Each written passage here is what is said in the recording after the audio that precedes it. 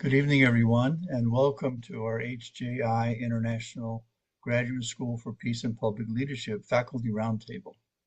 This is our monthly Faculty Roundtable where we are so privileged and honored to be able to have members of our distinguished faculty present on the topic of their interest or something in the area of their research that they believe will be of interest to the greater HJI community.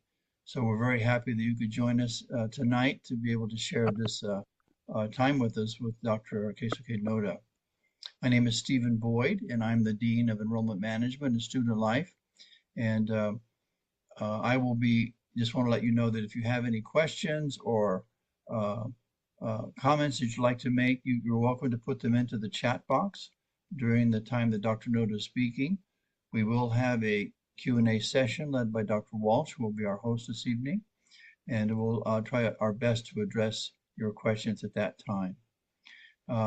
Also, I will be putting my contact information in the chat box for your reference, along with a couple of links about our degree programs that we offer here at HJI, and a link to the application in case you or someone that you know in your family or a friend might be interested in studying, taking a class, or entering into a degree program here at our institution. So to begin our program, I'd like to welcome up our HJI president, Dr. Thomas Walsh. Dr. Thomas Walsh is the 7th president of HJI. He graduated from then UTS, now HJI, in 1979, and then he went on to earn his PhD at Vanderbilt University School of Religion and Ethics, where he specialized in the study of religion and ethics. Dr. Walsh is also a faculty member here at HJI. He's currently teaching a course called Ecumenism and Interfaith, which I was able to listen into a little bit today and was quite inspired. And as many of you know, he is well known within our movement.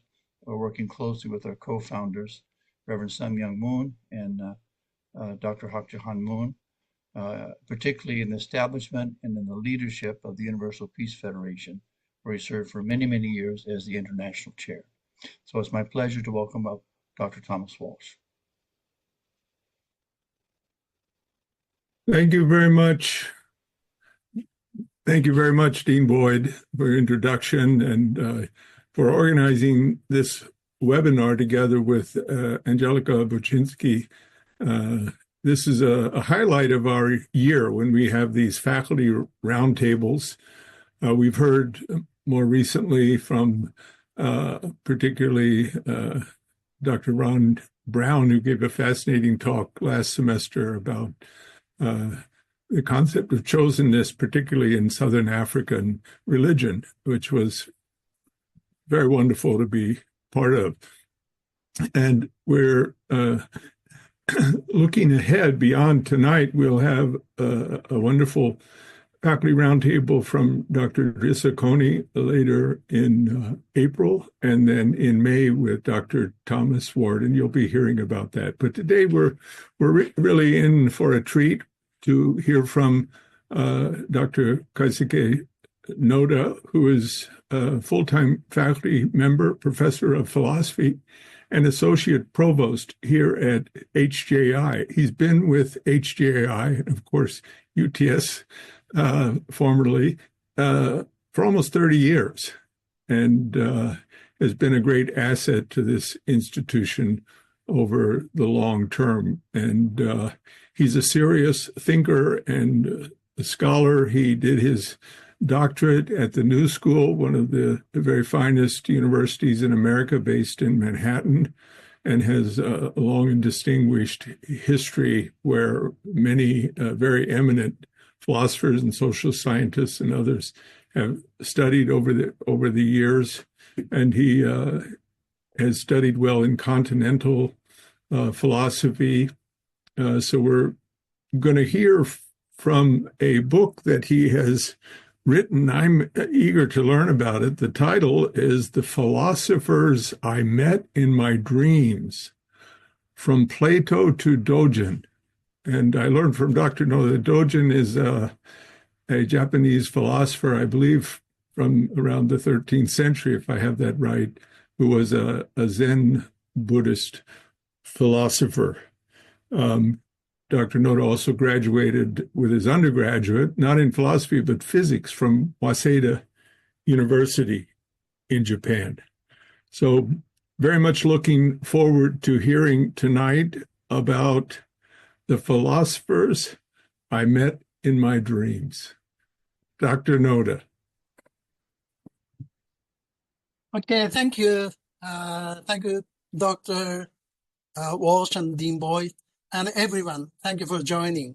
So, okay.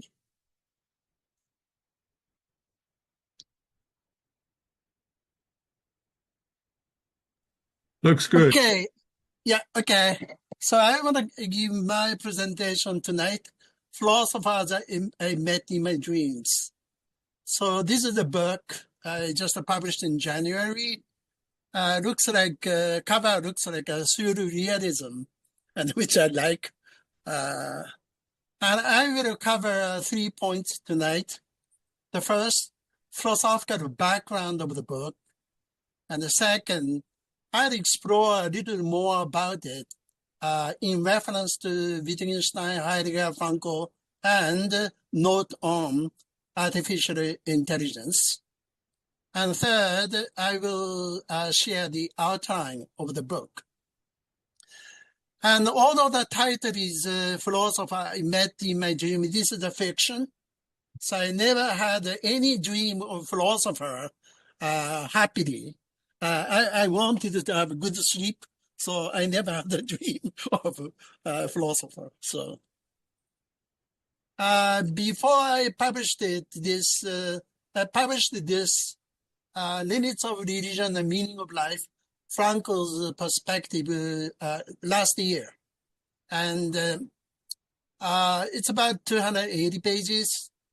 When a belief system claims its exclusive superiority over all others, various paradoxes are born, and how Frankl coped with it.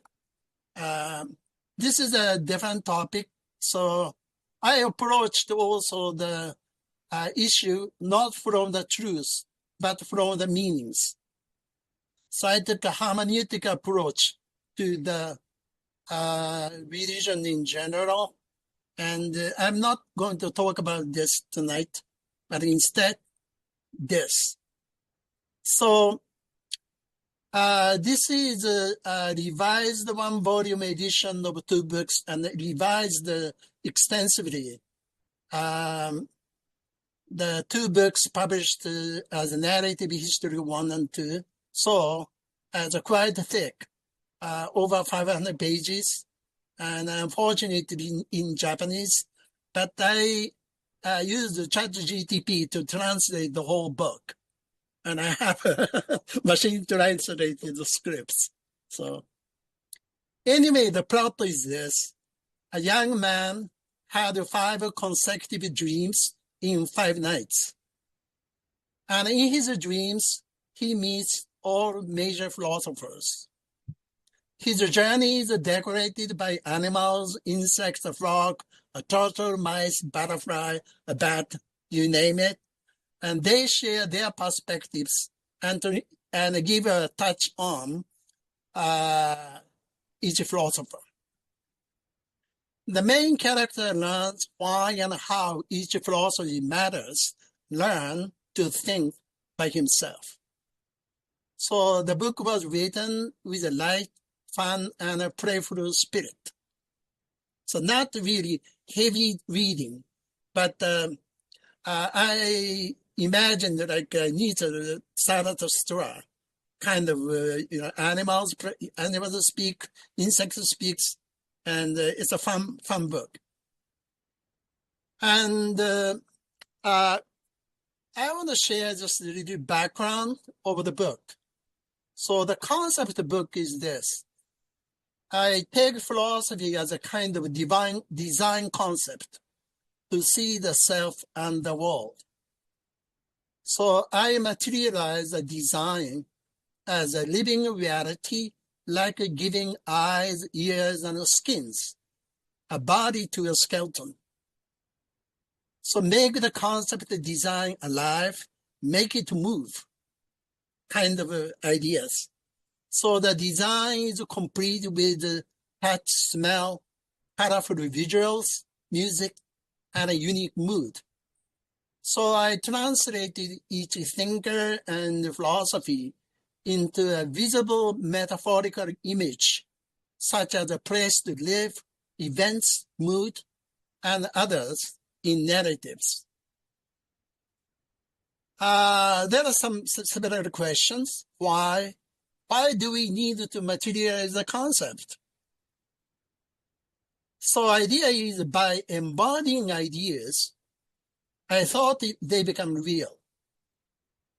And this is, again, is a Platonic concept of reality. For Plato, ideas are real, but I took a different concept. And reality manifests itself through internal feelings, body, or facial expressions, such as tears. And tears speak by itself. And extra linguistic elements. So why did I materialize the concept? My broad concept of reality. Second question, why narrative?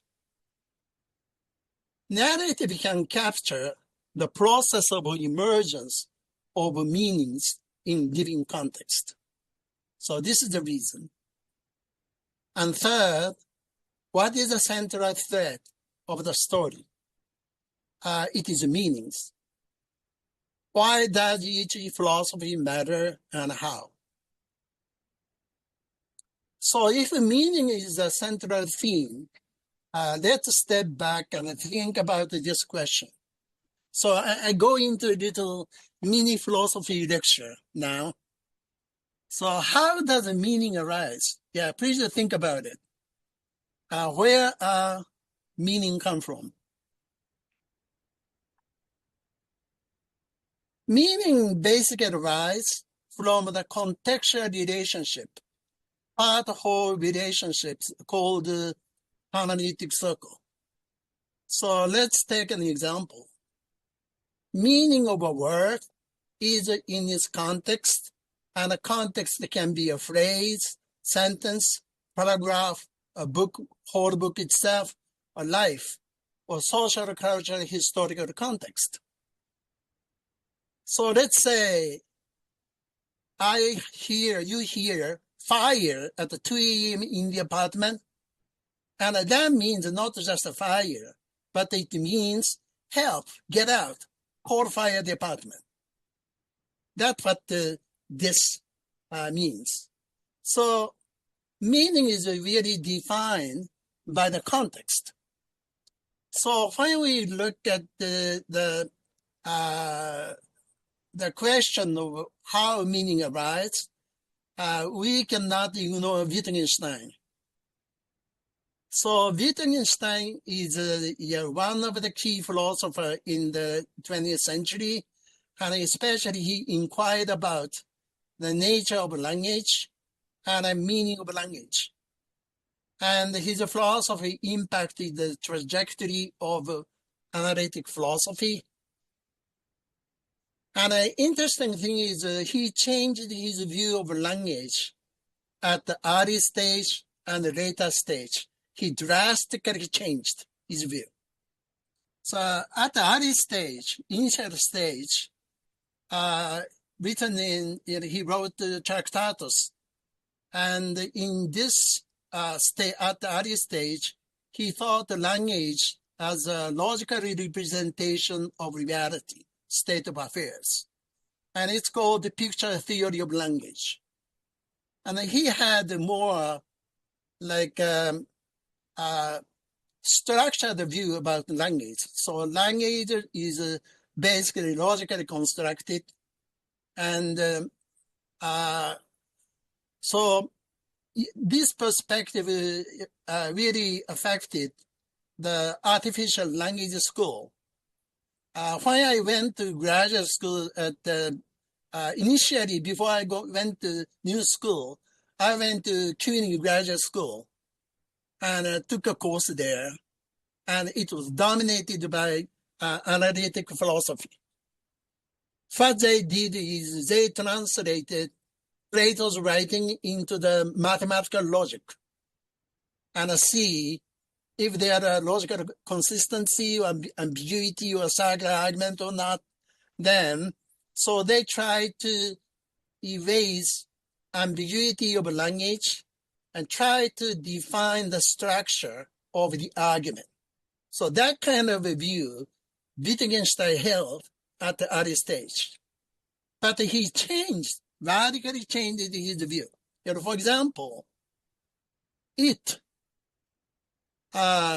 what is a state of affairs or reality, it is a representative of?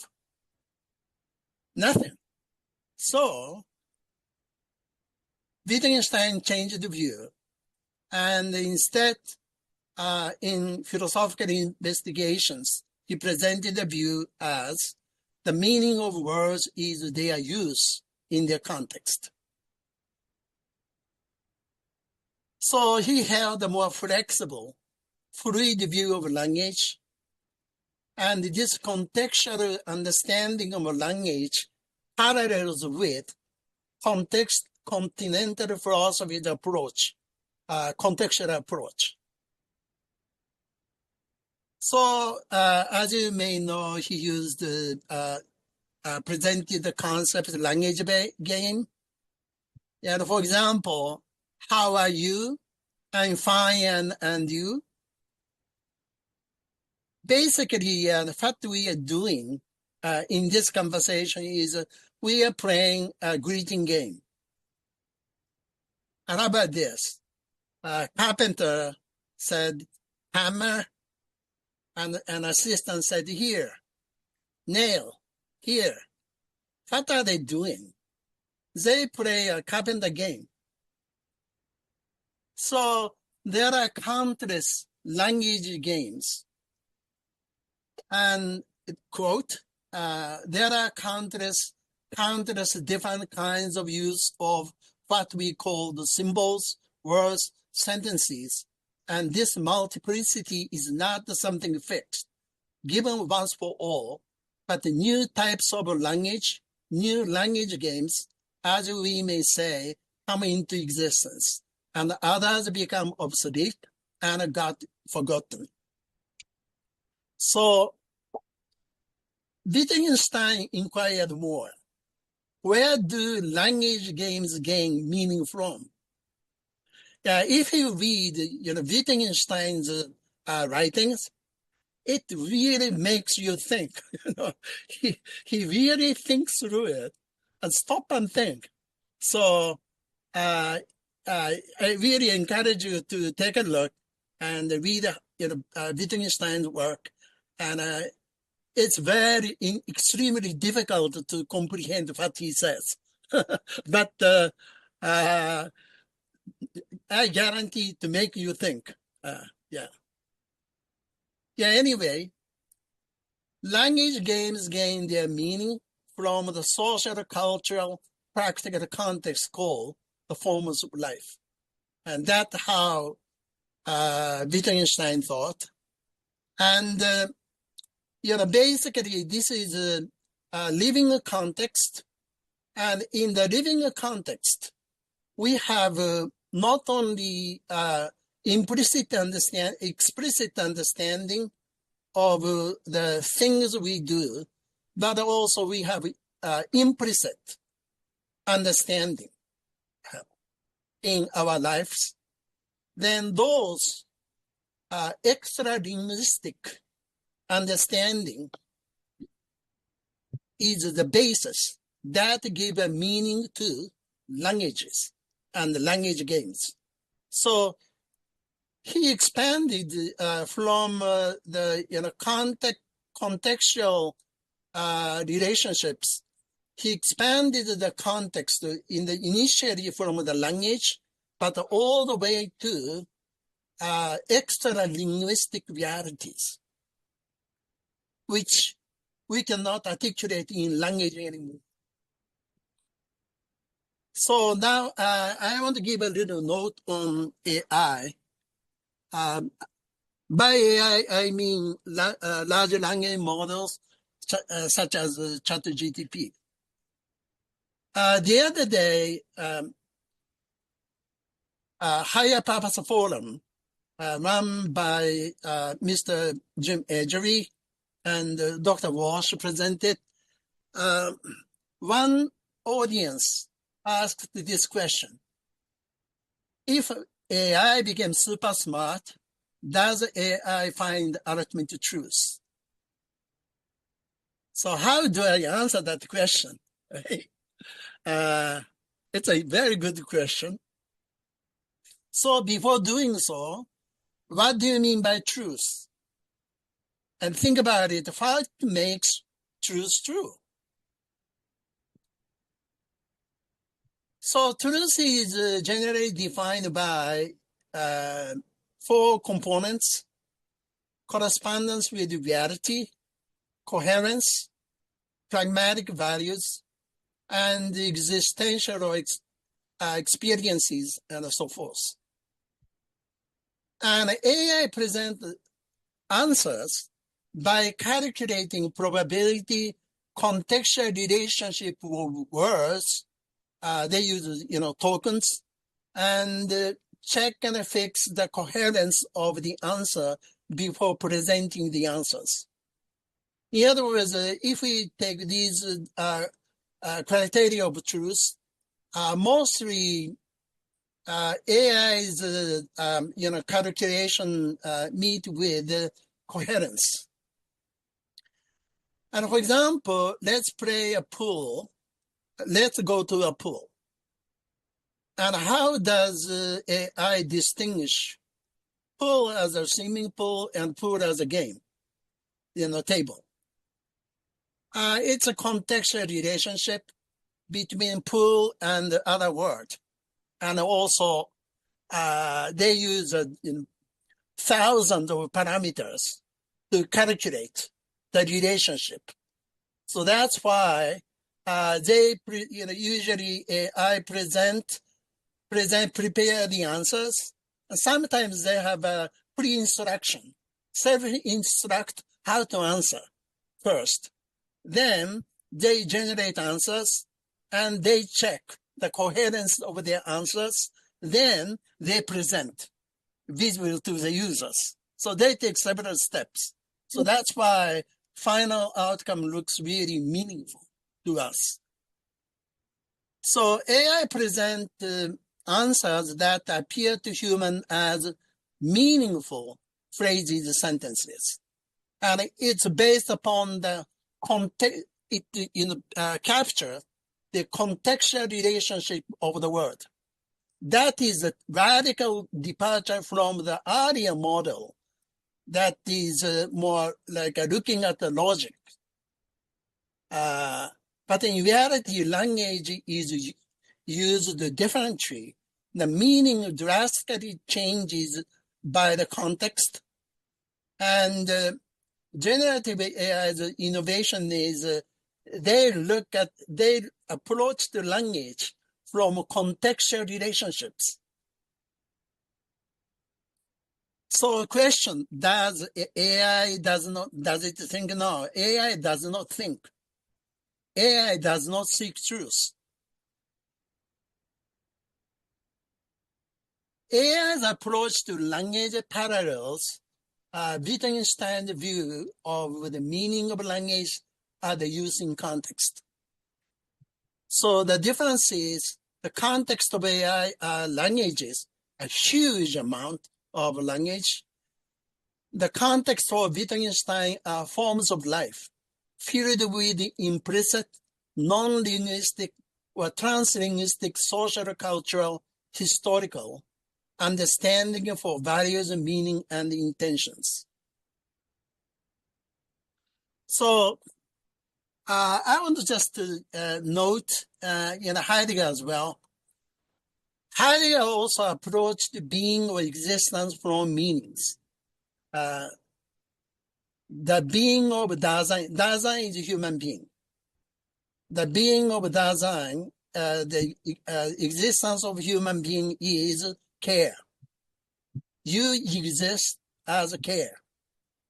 It's not that you are there and you have feelings. But the way you are itself, you exist as a care. That's a nice phrase.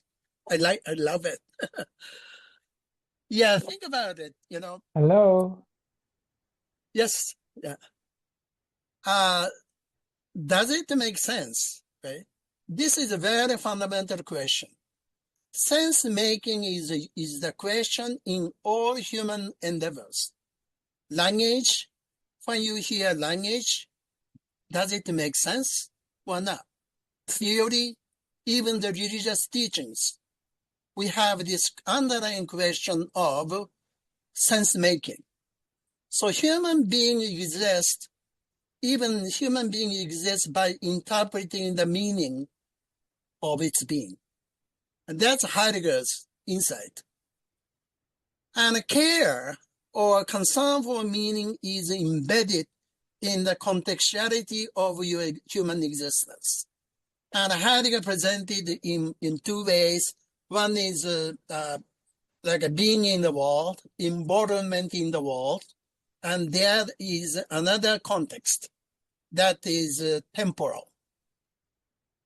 Human being exists past, present, future, limited by death.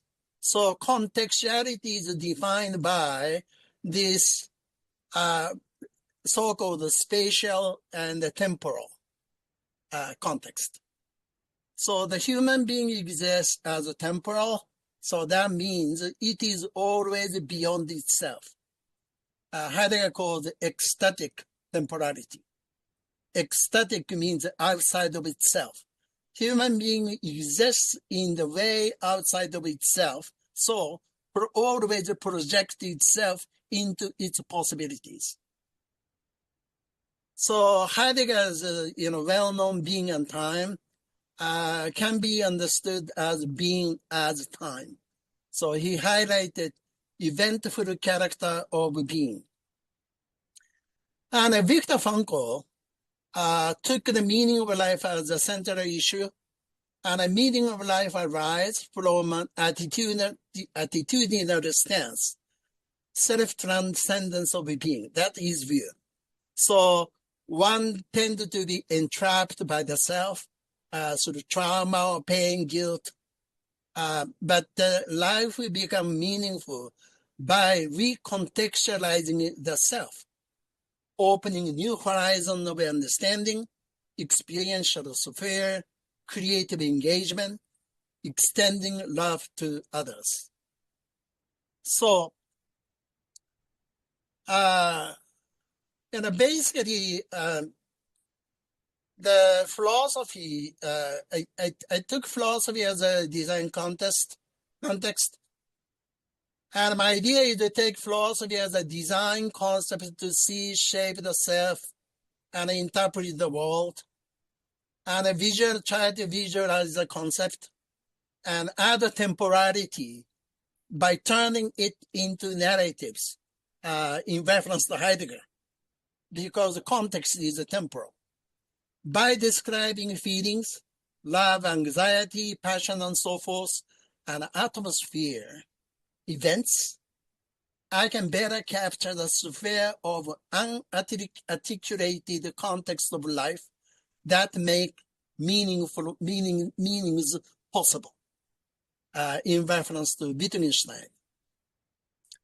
So there are multiple meanings for the same event because of a multiplicity of context. So meaning is essentially multiple. So I added animals, insects, dramatic stages like a play, and those natural creatures share their perspectives. So to add additional layers of meanings. Then I took a narrative approach. And this narrative approach probably resonates with Carl Jung or Joseph Campbell's heroic journey, live the myth, kind of thing. Although my writing is not so dramatic, but still, I think resonates with Jung's archetype and so forth. So the book begins like this. This is the beginning of the book. In my faculty office in New York, portraits of philosophers hang on the wall. They are all small, some being actual photographs, while others are imaginative portraits created by later artists, similar to those commonly found in textbooks. Looking at these portraits fills my heart with nostalgia, as if I were gazing at the photos of my younger self. It was nearly 50 years ago. I was in my early 20s when I had a dream. It was around the time of my birthday in February, a dream about the philosophers. I met all the major philosophers. The dream was too vivid to be called just a dream. Its sense of reality overwhelmed the ordinary reality of my waking life, leaving me in the daze for the entire day. What was strange, however, was that the next night I had another dream.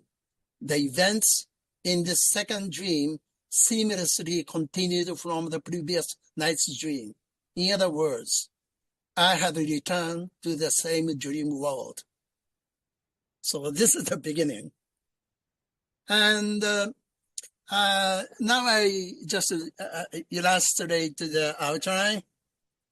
So there's a prologue. The first night dream. A world where gods live among humans. The world of ancient Greek philosophy. So there are 5 posts, signposts, and each post guide to the one philosophical world. And one first night, I was led to this ancient philosophical world. And chapter 1 is Socrates, and had a dialogue with Socrates, and invited by sophists, and a lot of discussions from Homer and others.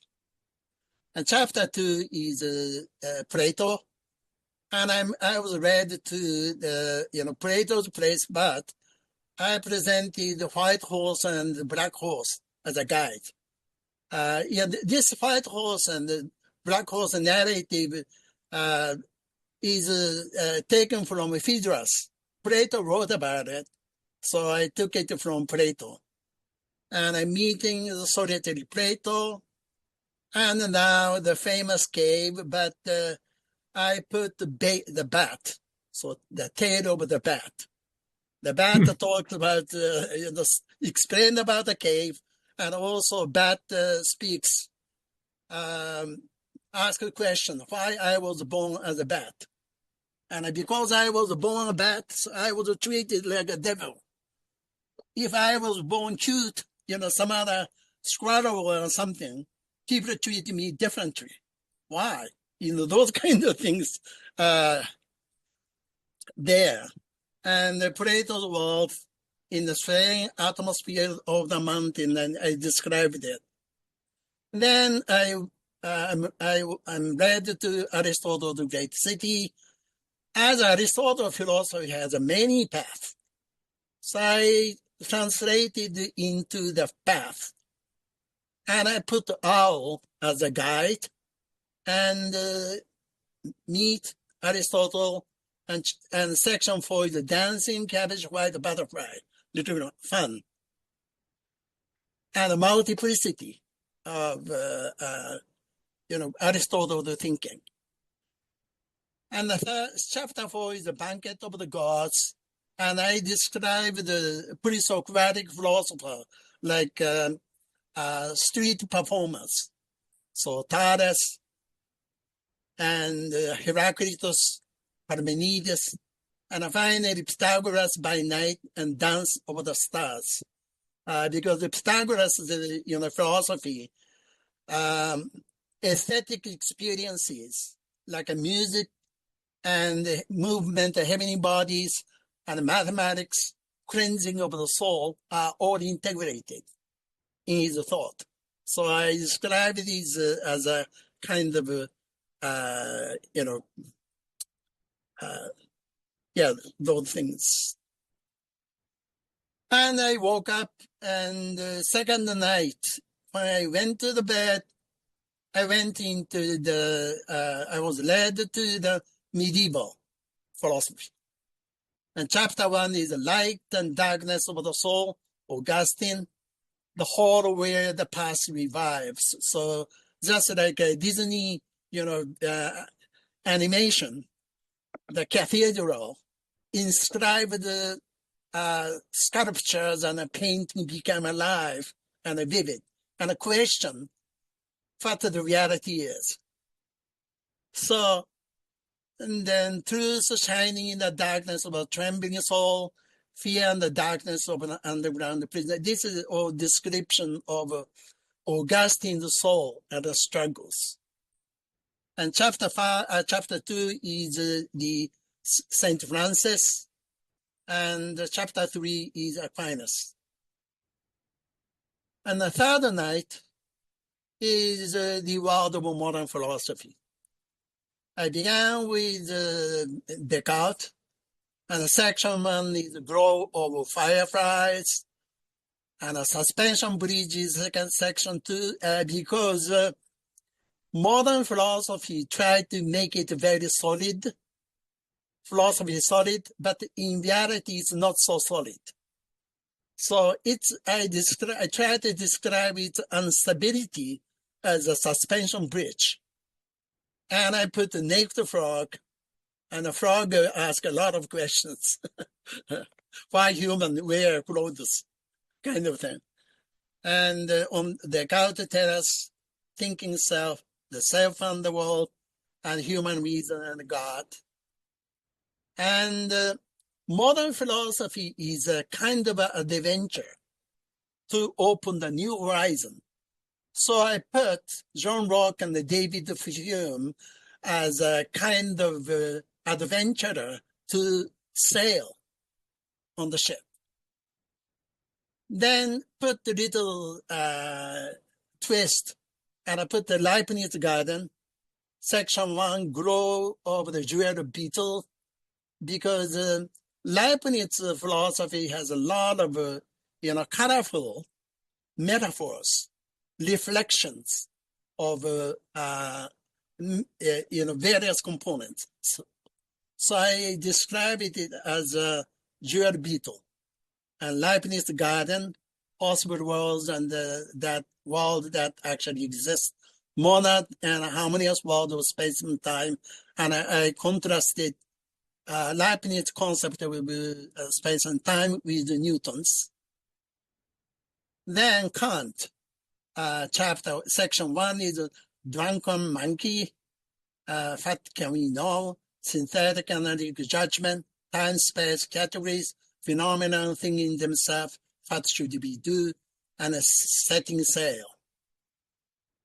Then chapter 5, the Hegel Castle, and I put the first section, the debate by rats on the ship.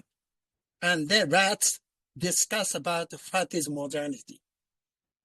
So, yeah, this is a section I like, I love. So, what is modernity is a very good question. So, all kinds of the things are there. And I made a Prince and Hegel like, Prince on the Driftman ship. I made Marx like a pirate. And I put Nietzsche appearing with the storm. The giant squid song of life, Nietzsche adrift on the waves, and the praying crab. And because Nietzsche really challenged the entire history of philosophy. So to me, it is more like a storm. He tried to destroy everything and make it new.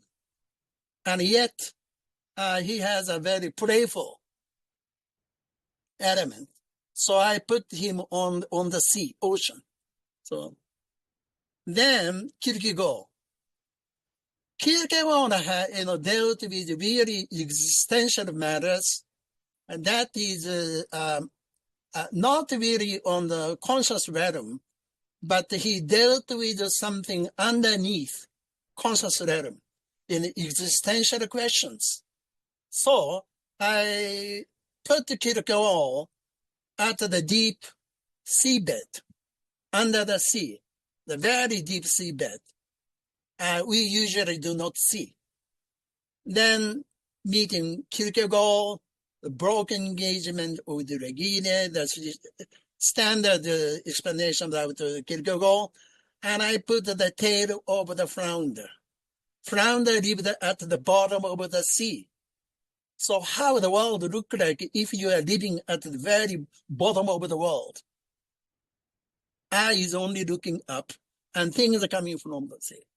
There is nothing go down. I'm at the bottom. So kind of thing. Then fourth night, the world seeking a new thought, the world of contemporary philosophy. So chapter 1 is the search for new discourse, part of, so I should finish. So Husserl, and chapter 2 is Heidegger. And I put the bore, question of the bore, because Heidegger's philosophy is very forceful. And Heidegger, built a cottage at his later life and lived there. So I put Heidegger in the, mountain hut, and I meet him in mountain hut. And Wittgenstein, and the dialogue with Wittgenstein, and describe the history of philosophy of science, logical positivism, Kuhn, and the paradigm, and so forth. The last night is the world without name. So signpost has no name. That's the Eastern world. And Lao sees nothingness and a confusion way of life. And I was carried by the phoenix to meet the Lao Tzu, but before that, I put all the turtle, and all the turtle speaks about the East-West comparative philosophy. Mostly the ideas I presented is from my dissertation on a comparison of Zen Buddhism and Husserl, kind of thing.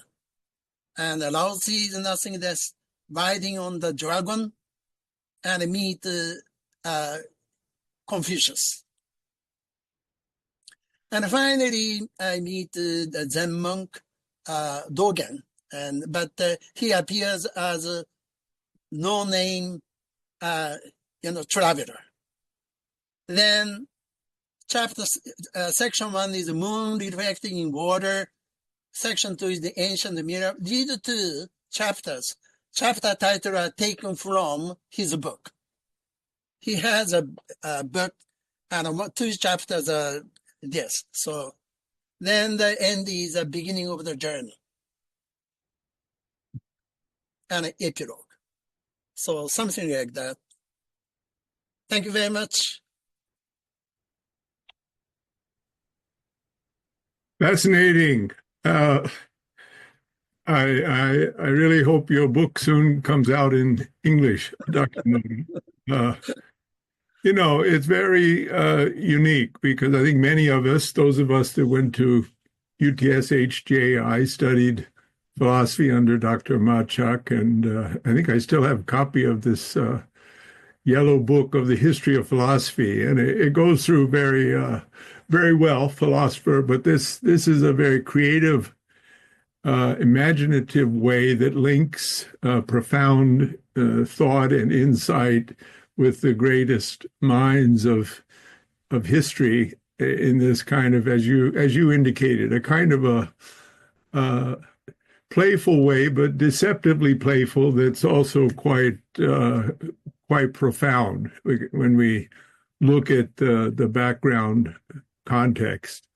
We do have some questions. I just wanted to, kind of touch on this concept of meaning coming out of context or form of life or language game in Wittgenstein's, it did represent, correct me if I'm wrong, kind of a abandonment of the Enlightenment quest for a universal understanding of truth, where minds converge around a particular kind. This applied also to religion, maybe that we could have religion within the limits of reason alone, for example, in terms of Kant or that. But there was a movement, even in theology, George Lindbeck at Yale, I think, but it was kind of accepting this form of life, contextual hermeneutic circle that abandoned universalism, and hence narrative became so that we learn also through stories. So maybe I could just ask you just to apply some of this to thinking about the concept of religion, because it also, Pope Francis recently used the term kind of describing religions as being similar to languages, meaning that just as there's English and Chinese and Spanish and French and Russian, and there is translation, but you could also, it's not easy because each is their own universe, and that gets more when you go into culture and ethos. But have you thought about how this applies to the world of religion, or any thoughts on that? Yeah, thank you very much. That is the point I dealt with in my book I published last year on the Frankl. Okay. Because in Frankl's hermeneutic space, interpretive space, each has its autonomy. And yet, because it approaches the religion not from the argument on truth, but rather what it means to life. So therefore, without going onto the battle of truth claims among religious groups, but rather we can coexist in terms of meaning each narrative gives. So I approached religion not from the battleground of truth claims like a universal truth, but rather you take what you believe to be true as your faith, and yet we can sit together by the question of what that narrative means to human beings.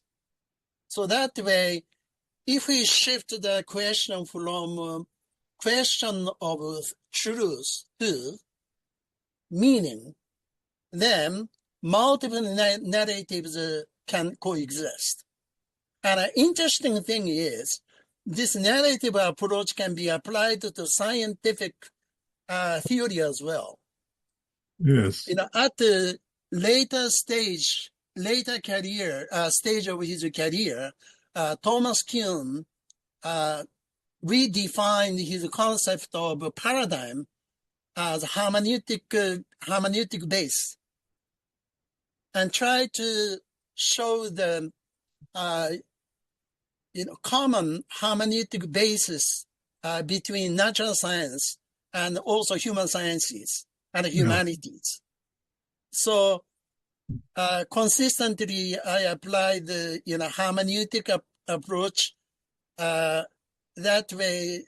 By approaching from meaning, multiple religious beliefs can coexist and create a dialogical space without battling who holds the truth. Yeah, it's fascinating. I don't want to keep going. I'd love to talk further, but just even the issue comes up is, even with AI, can there be a referee, or a curator or moderator of the various language games or paradigms or forms of life? Are there yet still some kind of universal guidelines or principles? And then how would you try to get to those? But I love what you're saying, and researching this area is fascinating. But maybe let's move to some of the questions that are in the chat. I just turned to Magnus Larsson. He says, in the process of contextualizing and applying philosophical concepts, how do you navigate the tension between subjective interpretation and in preserving the integrity of, say, the original meaning? It reminds me of debates about the Constitution and interpreting it. But any thoughts about Magnus Larsson's question? Yeah, my understanding is, hermeneutics is kind of a space where meaning of the text emerges. So by putting a light from a different angle, by putting light from different perspectives, then the meaning of the text appears differently. And if that meaning is fresh, then that freshness, fresh light, gives an inspiration to us. So rather than standard description of so-called objectivity, so rather take more like a fluid approach. Take a philosophical perspective as a kind of opening platform, space. So that's why I use the concept philosophy as a kind of design concept. Question is, when you ask a question, what does it do? Question opens up horizon, new horizon. So that's why I believe that in conversation with the philosophers, that I try to let the meaning disclose. So therefore, as Magnus questions, I do not try to distort the original integrity of the writing itself, authored thought. But I try to bring the very core of what the philosopher was trying to convey into the new light. So for example, if you read Wittgenstein, he always asks if you look at the conversation between the Wittgenstein and his student Malcolm, Wittgenstein always asks students to think yourself from the beginning. Do not take it for granted, and try to think yourself from the beginning. So, that kind of a message is always there. So I try to, make that kind of a, thing into the writing. Okay, good. Actually, just on Wittgenstein, Dr. Andrew Wilson had a question of clarification. Maybe, Dr. Wilson, you could unmute and just ask your question, if you don't mind. It's just a matter of understanding what you're doing. How do you connect your initial philosophical presentation about Wittgenstein and others with your book and the content of your book. Is there a consistent method? Do you mean to say that there's a consistent sort of method or approach that you're using in all the chapters of the book that is based upon one of these theories that you were developing, either about context or language games or whatever, that you could kind of illustrate just how that model or that way of approach kind of governs the way you present the philosophers in the book? Is that what was going on? Yeah.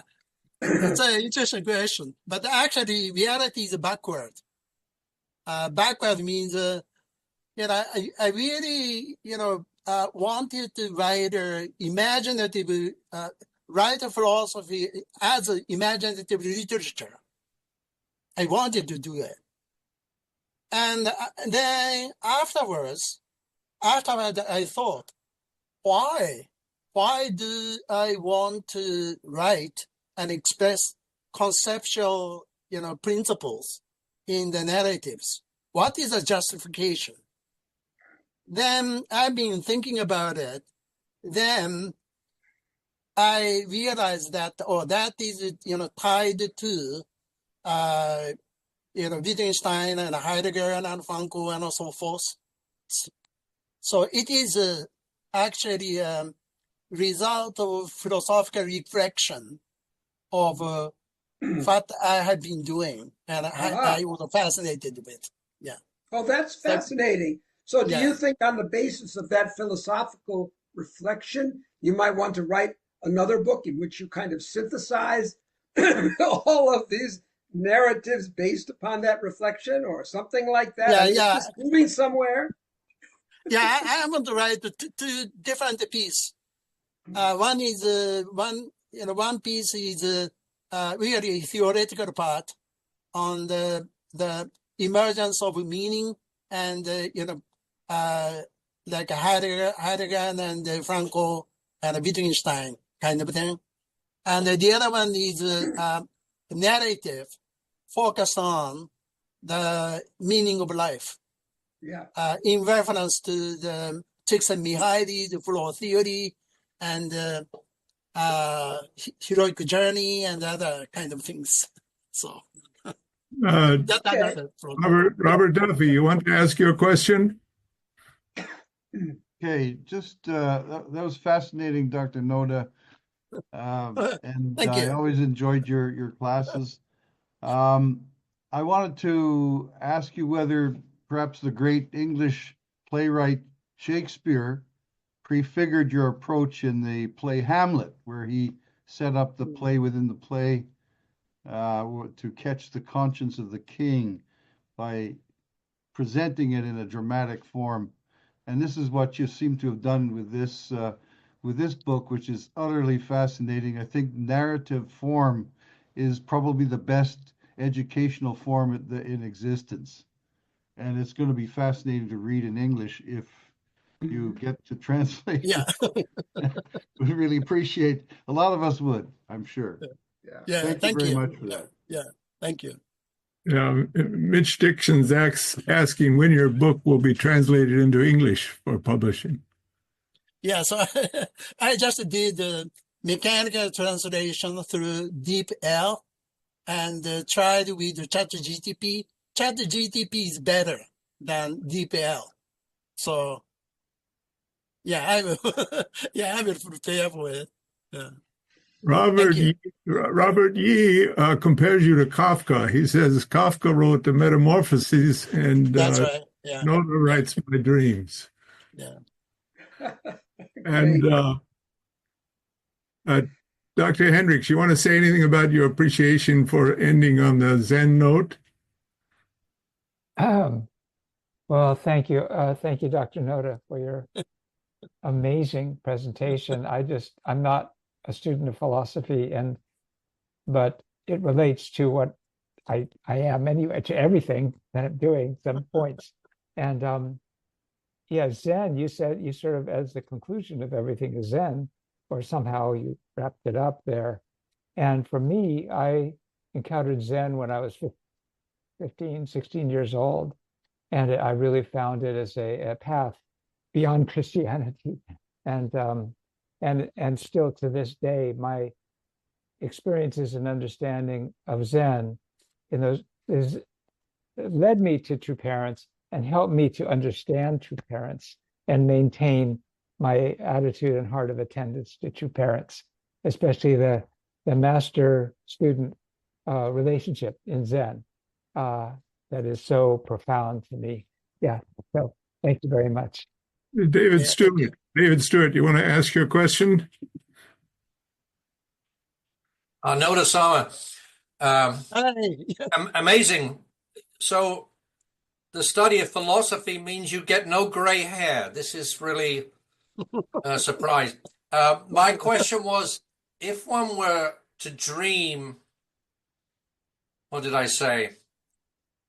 If one dreamt with the great Japanese philosopher Noda Sama, which creature would be one's guide?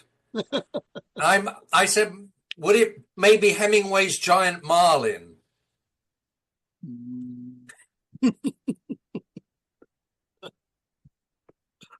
Maybe where do you see yourself if one were to visit Noda? How would this take place?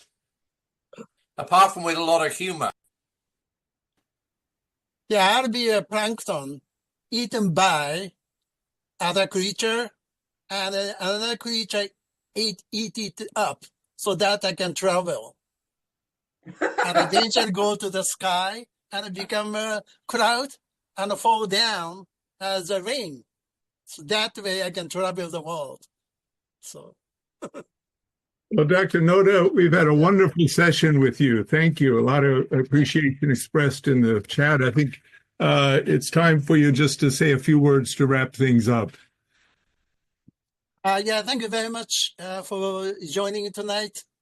And yeah, I think, I realize that really we contextualize the self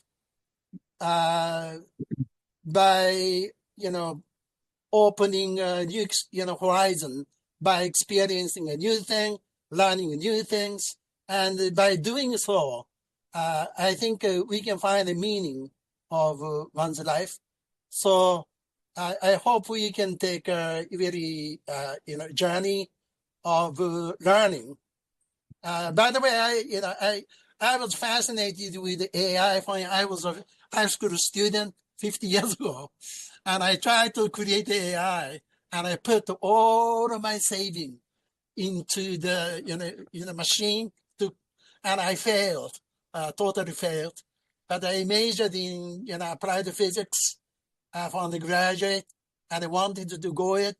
But fortunately or unfortunately, I met the church, and so everything was gone. Then became a different path. That took a different path. But now I'm coming back to the AI, so I'm really excited.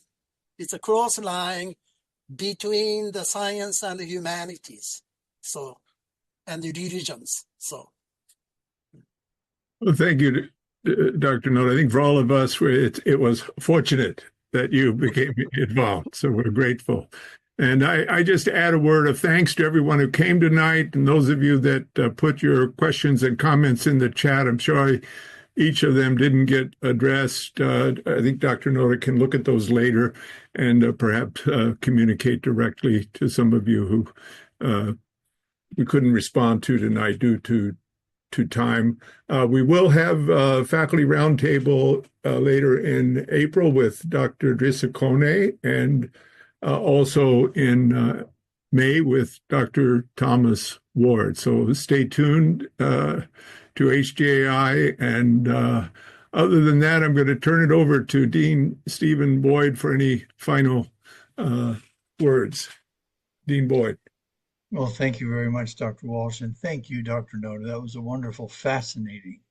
You took us on an adventure, truly an adventure.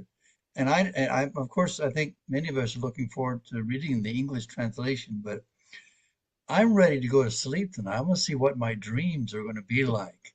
Yeah, so thank you so much for it's really an adventure, what you did for us tonight. And echoing one of the participants' comment, thank you also for teaching us to think always. And I think in HCI's mission statement, we refer to ourselves as a home of thought for our movement. And I think we need to, like you, take that always very seriously. You, Dr. Walsh, Dr. Ward, Dr. Wilson, and many others are pioneers and opening doors for the rest of our movement in service to our true parents. So thank you always, Dr. Noda, for your constant, you're always thinking. Those of you who know him will know this, but even in our staff meetings, Dr. Noda is always the same. Not just the abstract philosopher, but using his philosophy to get to the critical, the root of issues and to find good solutions. So that was my thanks to you, Dr. Noda, my personal thanks. As Dr. Walsh expressed, we have upcoming in April, Dr. Kone's presentation, which will actually be April 23rd, 7 p.m. Please be on the lookout for the email coming into your inbox soon. So thank you all for coming.